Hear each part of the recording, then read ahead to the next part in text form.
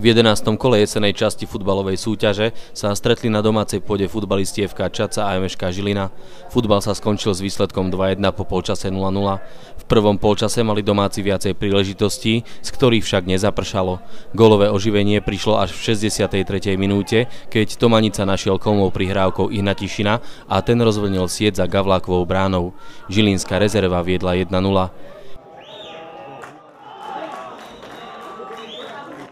V 67. minúte Michalík prihral na Jakubca v pokutovom území a bolo vyrovnané na 1-1.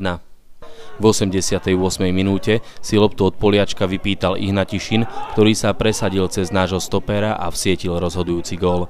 Čadčania už stav do konca stretnutia nezmenili a zápas sa skončil s výsledkom 1-2.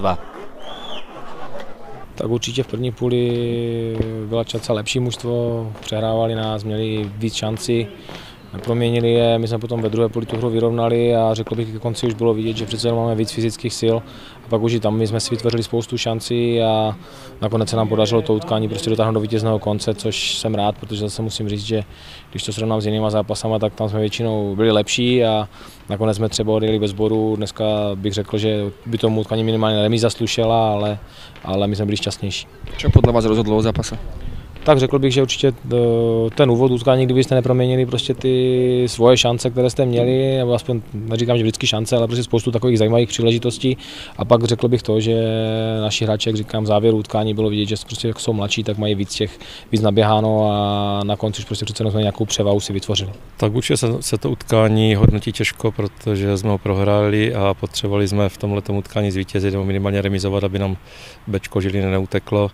Bohužel se nám to nepovedlo, ale na druhou stranu musím říct, že i přes ty problémy, které vlastně jsou v tom klubu, nebo i má to mužstvo, protože nemohl nastoupit fyzik, v rozcvičování to zkoušel vnuk, který byl zraněný, měl pauzu 14 dní, ale taky to nešlo, takže jsme se museli obět ve těch dvou hráčů, stabilní sestavy, takže při šířce na toho našeho kádru musím být nakonec s tímhletím výkonem spokojený, bohužel chybilo nám to důležité a to jsou body. Já si myslím, že opět se projevilo to, že v té obranné fázi, v tom závěru, místo aby jsme trošku tu hru zpomalili, uklidnili a byli spokojeni s bodem, tak mužstvo chtělo vyhrát a z toho pramenila vlastně i ta chyba v tom závěru toho utkání, kdy jsme inkasovali ten gól, který rozhodl naši prohře.